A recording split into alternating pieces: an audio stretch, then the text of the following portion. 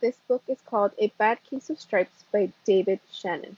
Camilla Cream loved lima beans, but she never ate them. All of her friends hated lima beans, and she wanted to fit in. Camilla was always worried about what other people thought of her. Today she was fretting even more than usual. It was the first day of school, and she couldn't decide what to wear. There were so many people to impress. She tried on 42 outfits, but none seemed quite right. She put on a pretty red dress and looked in the mirror. Then she screamed. Her mother ran into the room, and she screamed too. "Oh, my heavens!" she cried. "You're completely covered with stripes." This was certainly true. Camilla was striped from head to toe. She looked like a rainbow. Mrs. Cream felt Camilla's forehead. "Do you feel all right?" she asked. "I feel fine," Camilla answered. "But just look at me. You get back in bed this instant," her mother ordered. "You're not going to school today." Camilla was relieved. She didn't want to miss the first day of school, but she was afraid of what the other kids would say, and she had no idea what to wear with those crazy stripes. That afternoon, Dr. Bumble came to examine Camilla. "Most extraordinary!" he exclaimed. "I've never seen anything like it. Are you having any coughing, sneezing, runny nose, aches, pains, chills, hot flashes, dizziness, drowsiness, shortness of breath, or uncontrollable twitching?" "No," Camilla told him. "I feel fine." "Well, then," Dr. Bumble said, turning to Mrs. Cream, "I don't see any reason why she shouldn't go to school tomorrow. Here's some ointment that should clear up those stripes in a few days. If it doesn't, you know where to reach me." And off he went.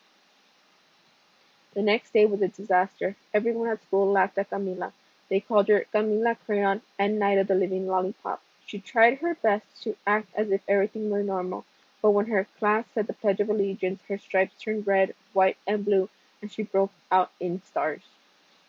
The other kids thought this was great. One yelled out, "Let's see some purple polka dots." Sure enough, Camila turned all purple polka dotty. Someone else shouted, "Checkerboard!" and a pattern of squares covered her skin. Soon everyone was calling out different shapes and colors, and poor Camila was changing faster than you can change channels on a TV. That night, Mr. Harms, the school principal, called. "I'm sorry, Mrs. Cream," he said. "I'm going to have to ask you to keep Camila home from school.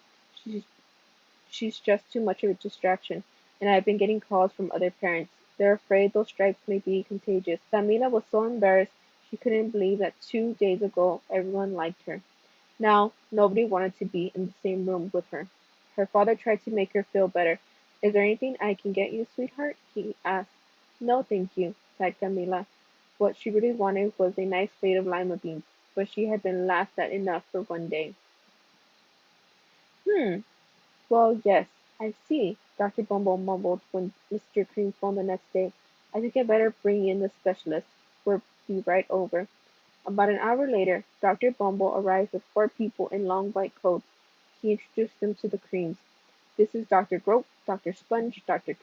Cricket, and Dr. Young." Then the specialist went to work on Camila. They squeezed and jabbed, tapped and tested. It was very uncomfortable. "Well, it's not the mumps," concluded Dr. Grump. "Or the measles," said Dr. Sponge. "Definitely not chicken pox," put in Dr. Cricket. "Or sunburn," said Dr. Young. "Try these," said the specialist. They each handed her a bottle filled with different colored pills. "Take one of each before bed," said Dr. Grump. Then they filed out of the front door, followed by Dr. Bumble. That night Camilla took her medicine. It was awful. When she woke up the next morning she did feel different, but when she got dressed her clothes didn't fit right. She looked in the mirror, and there, staring back at her, was a giant, multicolored pill with her face on it. Dr. Bumble rushed over as soon as Mrs. Cream called, but this time, instead of the specialist, he brought the experts. Dr. Gord and Mr. Mellon were the finest scientific minds in the land. Once again Camilla was poked and prodded, looked at and listened to. The experts wrote down lots of numbers. Then they huddled together and whispered. Dr. Grold finally spoke. "It might be a virus," he announced with authority. Suddenly, fuzzy with virus balls appeared all over Camilla. "Or possibly some form of bacteria," said Mr. Mellon. Out popped squiggly little bacteria tails. "Or it could be a fungus," added Dr. Gord. Instantly Camilla was covered with different colored fungus blotches.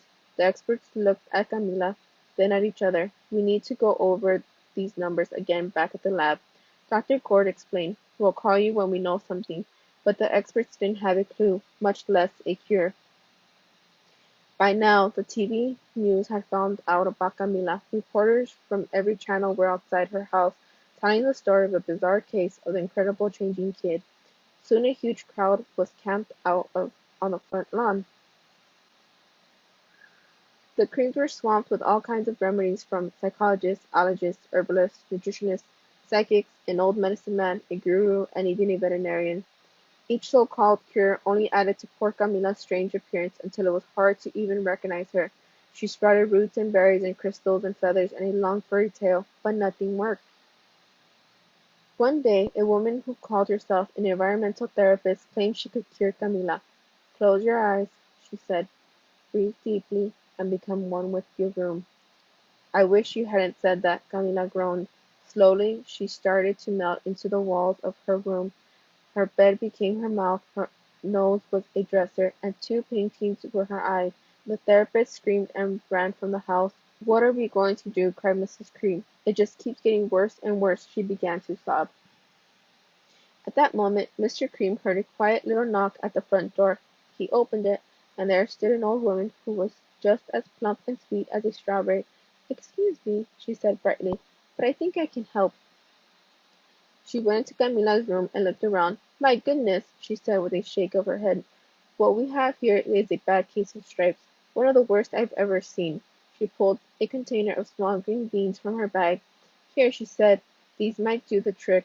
"Are those magic beans?" asked Mrs. Cream. "Oh my, no," replied the kind old woman. "There's no such thing. These are just plain old lima beans." "I'll bet you'd like some, wouldn't you?" she asked Camilla.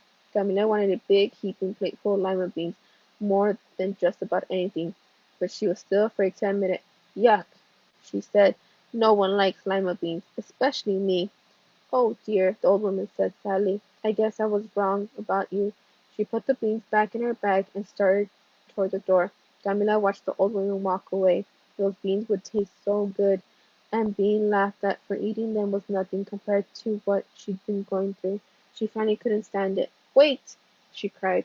"The truth is, I really love lima beans." "I thought so," the old woman said with a smile. She took a handful of beans and popped them into Camilla's mouth. "Mmm," said Camilla. Suddenly the branches, feathers, and squiggly tails began to disappear. Then the whole room swirled around. When it stopped, there stood Camilla, and everything was back to normal. "I'm cured!" she shouted. "Yes," said the old woman. "I knew the real you was in there, somewhere." She patted Camilla on the head. Then she went outside and vanished into the crowd. Afterward, Camilla wasn't quite the same. Some of the kids at school said she was weird, but she didn't care a bit. She ate all the lima beans she wanted, and she never had even a touch of stripes again. The end.